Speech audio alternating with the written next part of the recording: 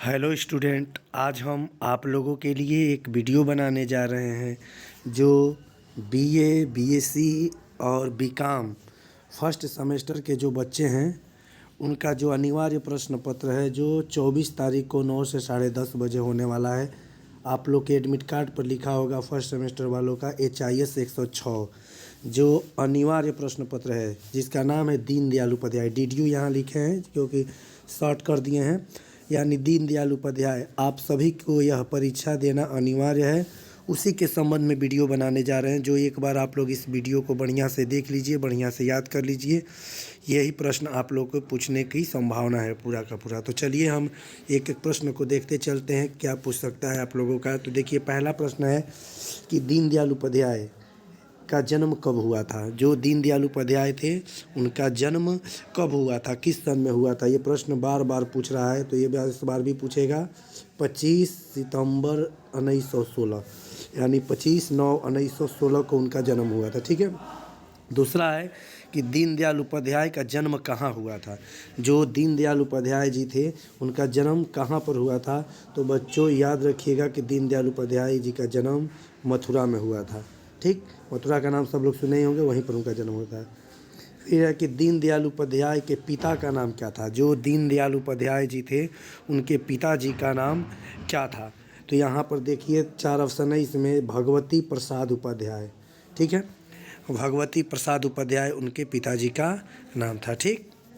अगला है कि दीनदयाल उपाध्याय जी का माता जी का नाम क्या था। जो दीनदयाल उपाध्याय जी थे उनकी माता जी का नाम क्या था। तो इसमें 4 है, तो याद रखिएगा कि राम प्यारी उनके माता का नाम था। उनके माता का नाम क्या था, तो राम प्यारी। जब प्रश्न पूछेगा तो इसमें अलग अलग ऑप्शन हो सकते हैं, बस राम प्यारी आपको याद रखना है। फिर है कि दीनदयाल उपाध्याय की मृत्यु कब हुई थी।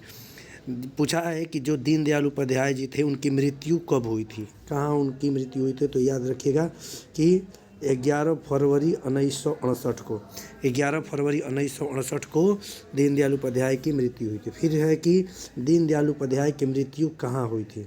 ठीक है, तो दीनदयाल उपाध्याय की मृत्यु जानते ही हैं मुगल सराय हुई थी। याद है आप लोगों को, ध्यान होगा कि मुगल सराय का नाम जो स्टेशन था उसको बदलकर दीनदयाल उपाध्याय रख दिया गया है।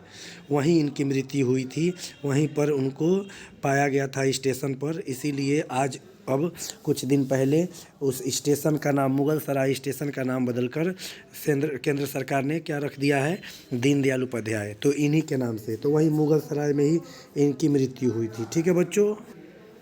तो फिर है अगला क्वेश्चन है कि दीनदयाल उपाध्याय का उपनाम क्या था। जो दीनदयाल उपाध्याय जी थे, क्योंकि पूछा था पिछली बार भी परीक्षा में पूछा था, ये सब परीक्षा में पूछा हुआ प्रश्न है। पूछा है कि दीनदयाल उपाध्याय का उपनाम क्या था। तो याद रखिएगा दीना। ठीक है, उनको दीना के नाम से भी उनका उपनाम था। ठीक है। फिर है कि राष्ट्र धर्म किस प्रकार की पत्रिका थी। देखिए दीनदयाल उपाध्याय जी ने बहुत सारी पत्रिका, मासिक, साप्ताहिक, वार्षिक, दैनिक, बहुत सारी पत्रिका निकाले, बहुत सारी किताब निकाले। बस इसको ध्यान रखना है कि कौन सा क्या था। तो देखिए यहाँ पे पूछा है कि राष्ट्र धर्म किस प्रकार की पत्रिका। राष्ट्र धर्म तो उनकी पत्रिका थी, ये तो कन्फर्म है, लेकिन किस प्रकार की पत्रिका थी, वो क्या थी, मासिक थी कि साप्ताहिक थी कि वार्षिक थी कि दैनिक थी, क्या थी। तो याद रखिएगा ये राष्ट्र धर्म जो था वो मासिक पत्रिका थी। मासिक पत्रिका मतलब जानते हैं ना, मंथली जो पत्रिकाएं आती हैं, हम लोग भी जानते हैं, सब लोग करंट अफेयर्स पढ़ते हैं, जानते हैं, किताब पढ़ते हैं, मैगजीन आती है ना, वैसे ही मंथली आती है, वीकली आती है, सब दैनिक जागरण पेपर के रूप में आ जाता है। तो यही सब चीज़ें वार्षिक आता है। वही पूछ रहा है कि राष्ट्र धर्म उनका जो था पत्रिका वो किस प्रकार का था, तो मासिक था। ठीक है। अगला है कि 5 जन्य, जो 5 जन्य पत्रिका थी वह कैसी थी। जो उनकी 5 जन्य थी वो कैसी थी, तो याद रखिएगा वो उनकी साप्ताहिक पत्रिका थी। कहने का मतलब कि जो इनकी जो 5 जन्य थी वो क्या थी, साप्ताहिक पत्रिका थी। ठीक है। फिर है कि दीनदयाल उपाध्याय जी जो थे अखिल भारतीय जनसंघ के मंत्री है। इसीलिए देखिए जनसंघ, जनसंघ का नाम सुनते हैं आप लोग ना, ठीक है, तो जनसंघ का नाम सुने होंगे। जो अभी बीजेपी पार्टी बनी है ये जनसंघ से ही निकली हुई थी। तो पूछ रहा है कि दीनदयाल उपाध्याय जी जनसंघ के से कब जुड़े, यानी जनसंघ के मंत्री उनको कब बनाया गया था। तो बच्चों याद रखिएगा 1952 में, 1952 में उनको जनसंघ का मंत्री बनाया गया था। ठीक। फिर है अगला कि दीनदयाल उपाध्याय के अनुसार व्यक्ति के न्यूनतम आवश्यकताओं में से क्या आवश्यक नहीं है। यहाँ पर नहीं ध्यान दीजिएगा बच्चों, पूछेगा। तो जानते हैं कि रोटी कपड़ा और मकान, एक तो याद ही होगा, फिल्म का नाम भी है और सब लोग जानते हैं कि रोटी कपड़ा और मकान एक साथ में। सरकारी नौकरी आवश्यक नहीं है न्यूनतम आवश्यकताओं में से, ठीक है। फिर है कि दीनदयाल उपाध्याय के अनुसार समाज के अंतिम व्यक्ति के उत्थान की अवधारणा किस नाम से जानते हैं। अभी भी बीजेपी की सरकार है, वह भी यही नारा देती है और दीनदयाल उपाध्याय जी से ही प्रभावित है जो भारतीय जनता पार्टी है। और उसका जो लक्ष्य था, उनका कहने का मतलब कि अवधारणा किस नाम से जाना गया, तो याद रखिएगा, जानते हैं हमेशा मोदी जी भी बोलते रहते हैं ना, वही अंत्योदय, ठीक है। अंत्योदय के नाम से जो अवधारणा यानी अंतिम उत्थान, हर व्यक्ति का अंतिम उत्थान जिससे होगा उसका नाम उन्होंने दिया था, उस नाम को था अंत्योदय, ठीक है। अगला है कि दीनदयाल उपाध्याय किस धर्म के अनुयायी थे। जो दीनदयाल उपाध्याय जी थे वो किस धर्म के अनुयायी थे, तो याद रखिएगा सनातन धर्म, ठीक है, सनातन धर्म में विश्वास करते थे। फिर है कि एकात्म मानववाद के प्रतिपादक कौन थे। एकात्म मानववाद, जानते हैं कि एकात्म मानववाद का सिद्धांत बार बार पूछता है और हमेशा आप लोग दीनदयाल उपाध्याय यूनिवर्सिटी खोलेंगे तो कई जगह लिखा भी पाएंगे आप लोग। तो इसीलिए हम लोग यूनिवर्सिटी का नाम भी है दीनदयाल उपाध्याय और इसीलिए अनिवार्य रूप से दीनदयाल उपाध्याय जी को पढ़ना है। तो एकात्म मानववाद के प्रतिपादक कौन थे, तो याद रखिएगा दीनदयाल उपाध्याय जी थे, ठीक है। फिर दीनदयाल उपाध्याय किस जगह से मासिक पत्रिका राष्ट्र धर्म का प्रकाशन किया।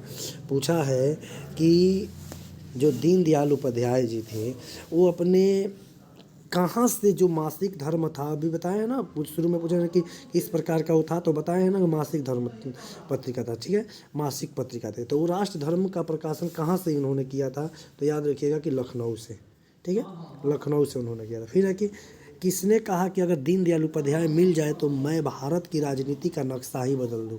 पूछा है कि कौन सा ऐसा व्यक्ति था जो कहा था कि अगर दीनदयाल उपाध्याय हमको मिल जाए तो मैं भारत की दशा ही बदल दूं। तो याद रखिएगा बच्चों, सबसे इम्पोर्टेंस है श्यामा प्रसाद मुखर्जी, यही संस्थापक है जनसंघ का। हो सकता है आगे प्रश्न भी बनाया हो या पूछ देगा, डॉक्टर श्यामा प्रसाद मुखर्जी के ही प्रेरणा से ही आए थे।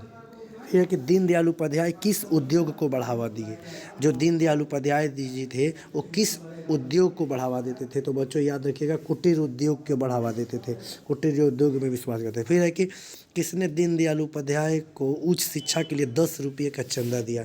किसने कहा है कि किसने दीनदयाल उपाध्याय जी को 10 रुपया चंदा के रूप में दिए थे, तो याद रखिएगा उनको उच्च शिक्षा प्राप्त करने के लिए तो घनश्याम दास बिड़ला उनको 10 रुपया चंदा दिए थे।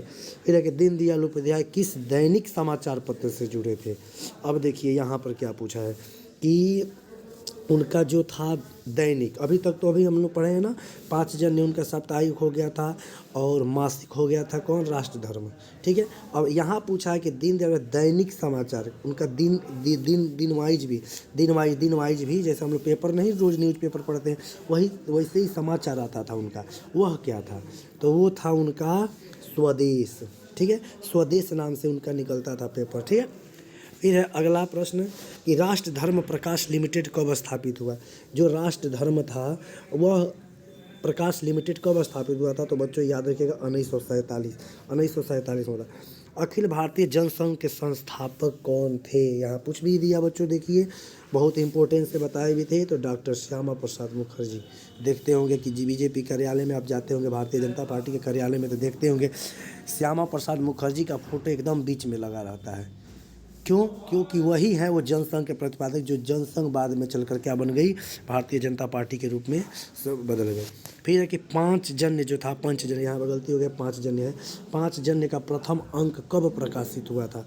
जो पांचजन्य था, इसका डेट भी पूछ देता है कि जो पांचजन्य उनकी साप्ताहिक पत्रिका थी उसका प्रथम अंक कब प्रतिपादित हुआ, तो लिख दिएगा 14 जनवरी 1948।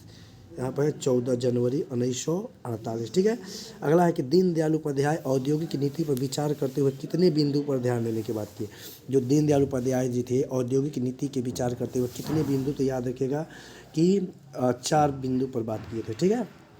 अगला है राष्ट्र जीवन की दशा नामक पुस्तक किसने लिखी थी। राष्ट्र जीवन, ठीक है, राष्ट्र जीवन की दशा मतलब नामक जो पुस्तक थी वो थी दीनदयाल उपाध्याय के द्वारा लिखी हुई थी। तो बच्चों देखिए, अब टाइम नहीं है, लेकिन ये 25 प्रश्न आपको बनाया गया है जो कि आपको परीक्षा के दृष्टिकोण से बहुत ही महत्वपूर्ण है। तो सभी लोग इस वीडियो को बढ़िया से देख लीजिएगा, क्योंकि इससे प्रश्न पूछने का पूरा संभावना है। और भी इससे छोटे फूटे इधर उधर से आप लोग अपने मन से प्रश्न बना लीजिएगा, लेकिन ये प्रश्न आप लोग को पूछना अनिवार्य है। धन्यवाद बच्चों। इस वीडियो को ज़्यादा से ज़्यादा लाइक कर दीजिए, शेयर कर दीजिए। अगर कोई आपका दोस्त हो तो सबको कह दीजिए कि पढ़ ले एक बार। धन्यवाद।